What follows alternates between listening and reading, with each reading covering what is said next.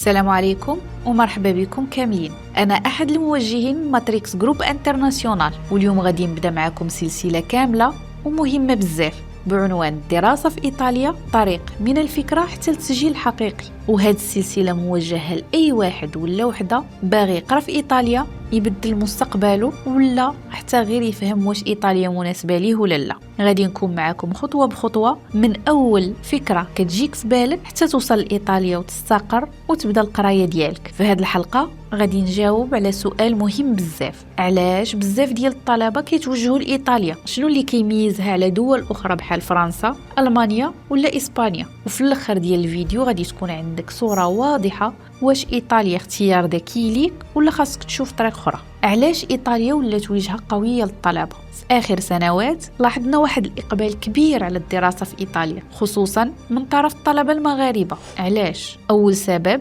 إيطاليا ماشي دولة جديدة في التعليم، عندها جامعات تاريخية بعضها يرجع لأكثر من 800 سنة. ولكن الأهم ماشي التاريخ، الأهم هو السياسة ديال القبول اللي ولات أكثر انفتاحا على الطلبة الأجانب. إيطاليا ما كتطلبش تعجيزات وكتعطي فرص حقيقية حتى الناس اللي عندهم باك عادي ولا باك بلس 2 ولا باك بلس 3 وباغي يكمل. هنا كنقولوا إيطاليا كتآمن بالمسار ديالك وماشي غير بالنقطة. المقارنة مع دول أوروبية، خلينا نهضروا بصراحة. فرنسا منافسة قوية، ملفات كترفض بزاف، سكن صعيب، مصاريف كتطلع مع الوقت. ألمانيا تعليم قوي ولكن اللغة الألمانية صعيبة ومسار طويل قبل ما تدخل القراية. إسبانيا أسهل في اللغة ولكن فرص القبول والعمل أقل مقارنة بإيطاليا. إيطاليا جات في النص، تعليم مزيان، قبول معقول، لغة ممكنة ومصاريف أقل. وهذا علاش بزاف ديال الطلبة كيقولوا إيطاليا هي أحسن توازن بين الجودة،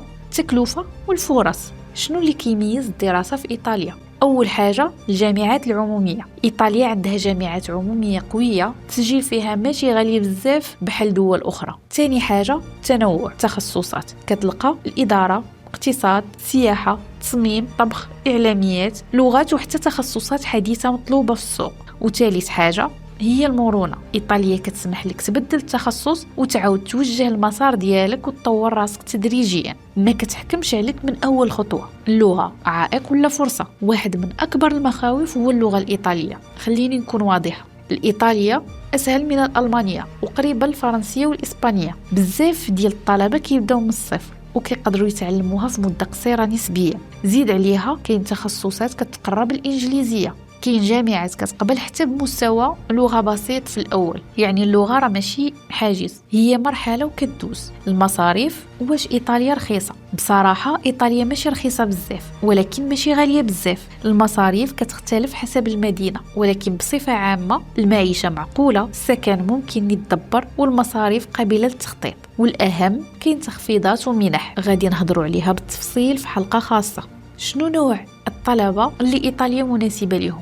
إيطاليا مناسبة ليك إلا باغي تقرا وتخدم على راسك، باغي فرصة حقيقية وماشي وهم، مستعد تعلم لغة جديدة، عندك صبر وهي بلاصة اللي غتبني فيها مستقبلك. ولكن ما مناسباش ليك إلا باغي طريق سهل بلا مجهود وباغي كل شيء واجد من النهار الأول. إذن الخلاصة في هذه الحلقة شفنا علاش إيطاليا اختيار قوي، الفرق بينها وبين دول أخرى، شنو المميزات الحقيقية، شنو التحديات. وفي الحلقة الجاية غادي نجاوب على سؤال مهم بزاف: شكون يقدر يقرأ في إيطاليا؟ باك بلس 2، باك بلس 3، وشنو الفرص لكل واحد؟ إلى عجبك الفيديو دير لايك، شارك مع شي واحد باغي يقرأ في إيطاليا، وما تنساش تشارك في القناة. ولا بغيتي مواكبة حقيقية لملفك من الاستشارة حتى القبول، ماتريكس جروب انترناسيونال كاينين باش نعاونوك خطوة بخطوة. نشوفكم الحلقة الجاية.